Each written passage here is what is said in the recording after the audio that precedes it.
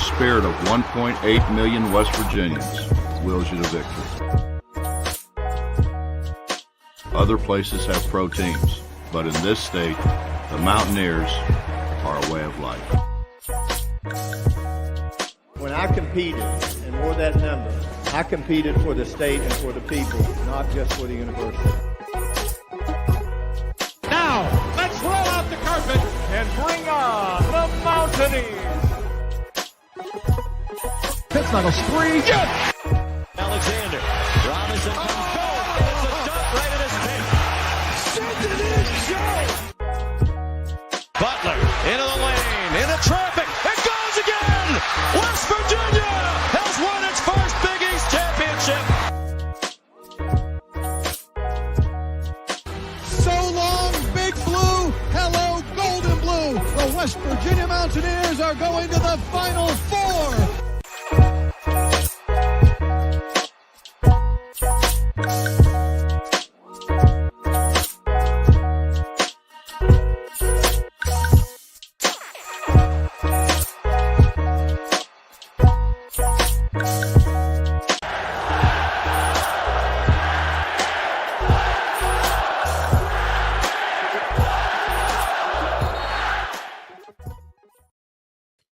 What's going on, Mountaineer Nation?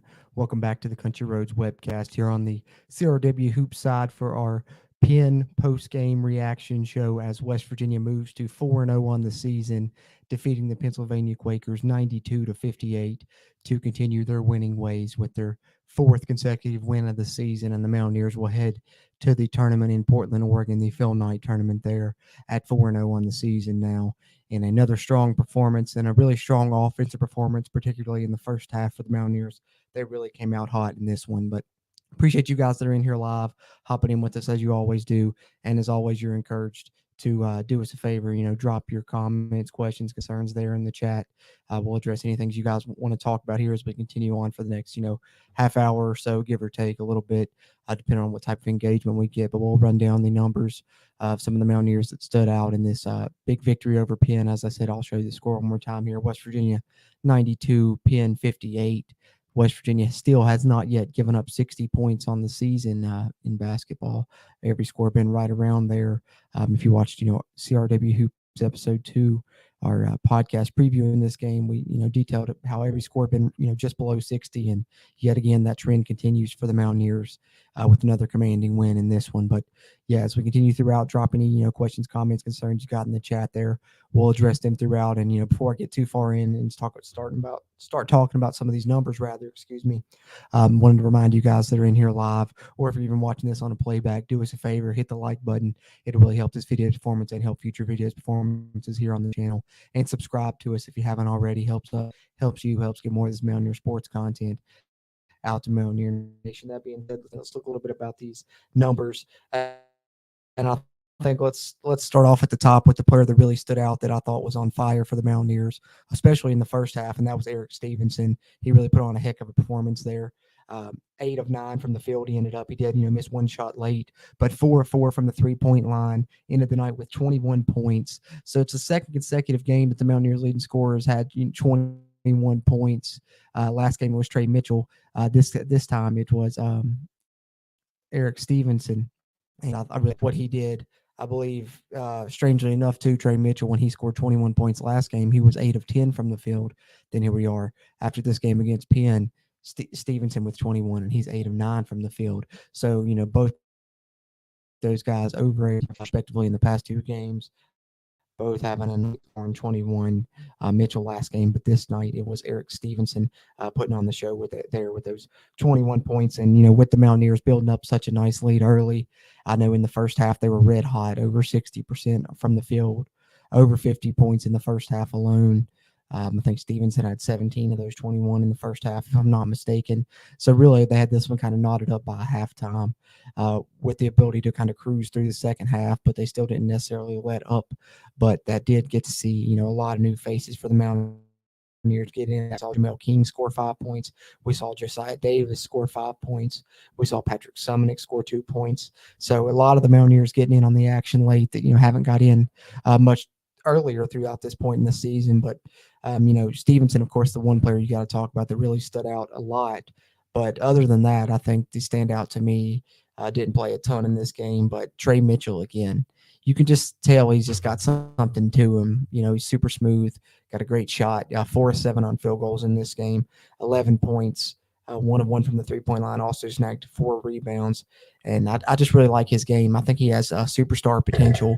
And the thing that really stuck out to me the most about his performance in this one is not, well, I guess not specifically the performance itself, but the good thing about this game, I guess, I didn't get to watch this when I was actually at work, so I was listening, to Caridi throughout the game. But on my way home, I did get to catch Huggins, post-game interview live for the first time. I've heard him, when they replay him up on the West Virginia University podcast page, they'll put his post-game interviews up, the next day. So I've been listening to him that way because I've been able to start the post-game shows a little bit sooner. For the first 3 games, I actually hadn't had to work on those nights. So I've been able to start it sooner tonight. I knew it'd be pushing closer to 10 for a start time for us tonight. But on the way home from work, my drive home, I have about an hour drive, and I did get to listen to the post-game, and I heard Huggins' post-game interview. And the comment that he made that stood out the most to me was in regards to Trey Mitchell. And the thing about Trey Mitchell was that Tony Caridi made a statement, they started talking about him a little bit. And Tony Caridi says, he looks, really, really smooth and skilled and more smooth and more skilled than anyone we've seen around here in quite a long time, I think, Hugs. And Huggins' reply was, yeah, probably since Deshaun. And so for Huggins to say that, come out and say right then that he feels that Trey Mitchell is the most skilled player they've had probably since Deshaun Butler just tells you a little bit about Trey Mitchell's, potential. I think he has star potential for the Mountaineers, and add into the fact that according to Trey Mitchell, he's still not 100% healthy, and we're seeing him look as smooth and as skilled as he does so far through these first 4 games of the season. So I'm super excited about his potential, and that comment by Hugs kind of had me a little bit giddy about this one for sure. Luke Bark, appreciate you, man. Always good to see you in here. He says a lot of younger ones in there. You love to see it. Yeah, I agree, Luke. I love to see, Josiah Davis get in there at the end, score some points. I was hoping that he'll be able to get a shot or 2 up. He got, a few in there from the free throw line. And then, of course, Jamel King. We've heard a lot about, him being a good shooter. He got to play a little bit more in this game, and we got to see him hit a couple shots. So that was good to see as well. And then Sumnick, coming back from the injury, getting on the board as a Mountaineer as well. That was good to see. So I agree with you. Getting to see some of those younger ones that we may not get to see a lot moving forward as the bench shrinks. And when the competition stiffens here, coming up with starting with this tournament, I was very excited to see that as well. I'd agree with you there on that one. But I was going to say something else about that post-game interview. Slipped my mind now. Hopefully it'll come back to me in a second. But looking at some more of the numbers, I know talked about Stevenson, talked about Mitchell. Just wanted to detail some of the other stat numbers for the Mountaineers. Then I'll run out the team stats and get ready to get out of here before too much longer. If there's no more questions or comments in chat there to carry us on. But Jimmy Bell, 6 points, 4 rebounds. Emmett Matthews, 7 points, 2 rebounds, 2 assists. Just kind of, as I said, there was one thing Creedy and Jay Jacobs were talking about on the radio is that he just gets everybody involved. He's a great team leader. And he's just like I've said, time and time again already throughout the season, he's the glue guy in the heart, I think. And so what he does for this team doesn't necessarily pop up on the stat sheet, but he's a very important part. Kedrian Johnson with probably his best offensive game so far this season, 11 points, 3 assists, 2 rebounds. Waggy only 3 points in this one. Didn't contribute as much as we've seen him, so far. All 3 of those coming at the free throw line, if I'm not mistaken. Yeah, 0 for 0 on field goals. Josiah Harris did get in the action, hit a 3 late for his first, official 3 as a Mountaineer. We saw him hit 1 in the scrimmage, but as far as regular season, that was his first one. Okonkwo returned into the action, 4 points, 5 rebounds. Got him another blocked shot as well. As I said, Sumnick had 2, Jamel King with 5, Josiah Davis with 5.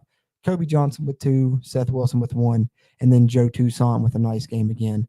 11 points, 4 assists, 2 rebounds, 3 of 5 from the 3-point line for him. The Mountaineers as a team, let me check out some of these team stats for you guys real quick.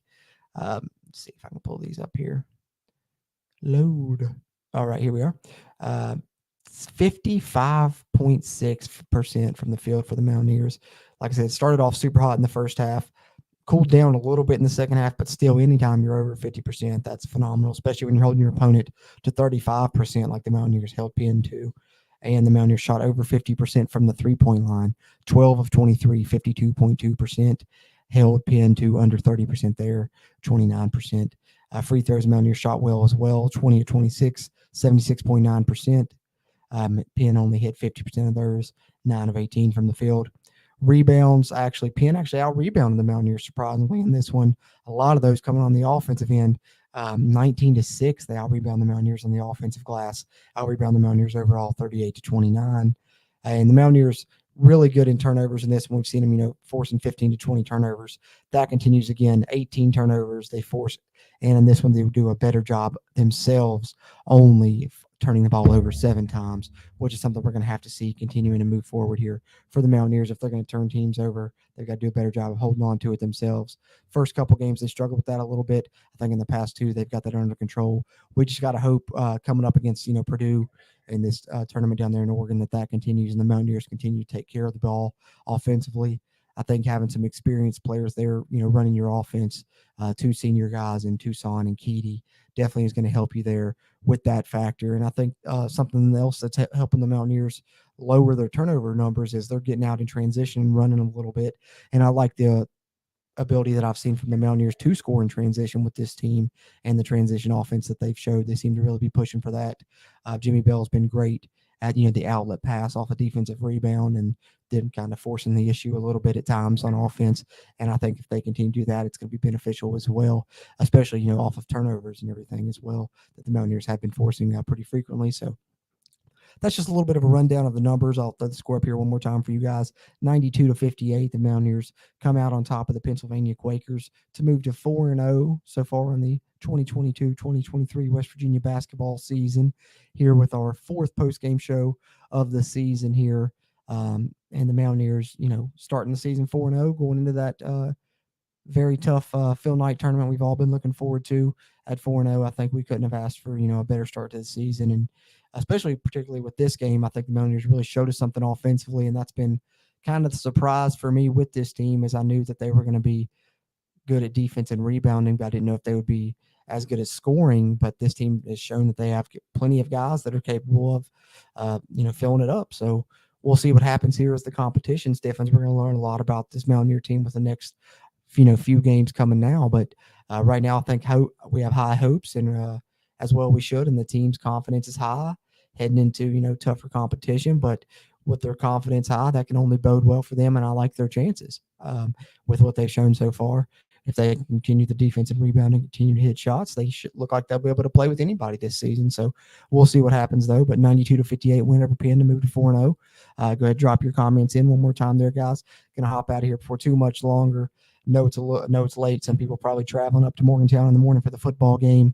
But of course, want to remind you guys, we will be back live again here on our channel, and also will be simulcast on the Voice of College Football channel and the West Virginia channel at the Voice of College Football for the post-game show following that football game tomorrow against Kansas State, West Virginia's final home game of the season there. So, after you watch the game, come right back over here with us on YouTube. You can talk with us following the West Virginia football game, much like this basketball post-game show. That football post-game show we host there for the Voice of College Football on YouTube. That one will run a little bit longer. Those run, anywhere from 45 minutes to an hour. These basketball ones we try and keep a little bit shorter because you're going to have to, a lot more of them throughout the season. And basketball games, of course, only 2 hours versus a 3.5 at least hour football game. So in along with that, basketball shows a little bit shorter. We try and keep these around, anywhere from 15 to 30 minutes on the basketball post game side. But if you want a little bit more content and you want to talk a little bit more Mountaineers following the West Virginia football game tomorrow, come right back here or over on the Voice of College Football channel or West Virginia at the Voice of College Football channel and catch a West Virginia post-game show on the football side. Other than that, one more time, if you're in here live or if you're catching us on the playback, hit the like button. That'll really help this video's performance and help future videos performances here on the channel. And subscribe to us if you haven't already. Helps us, helps you, helps get more of this Mountaineer sports content out to Mountaineer Nation. Run to Reed. Good to see you in here, man, live with us. Know you're always one of the ones that's constantly commenting on the video and really appreciate you always taking in the content and, chiming in as well. That's always appreciated here within the Country Roads webcast community. We love the engagement and talking with you guys, because that's kind of what we want here. Is we just want that kind of relaxed environment, especially for these live streams where you guys feel like you can just come in and hang out and, drop any thoughts you got there in the chat and we'll respond to it. We know whatever it is, whether it's WVU related or not. We'll talk about whatever. Just want it to be kind of a relaxed environment within reasons. There's a few things we really don't want to talk about, just not to set anyone off. Let's try and keep it, sports related, pop culture related. Maybe we're not going to talk religion or politics or anything like that. But other than that, but appreciate you guys chiming in with anything as we grow the Country Roads webcast community throughout Mountaineer Nation. And Run to Read, you're always in here, man. And he says WVU took care of business other than giving up offensive rebounds. Yeah, that's what, running down those numbers, that's what really surprised me.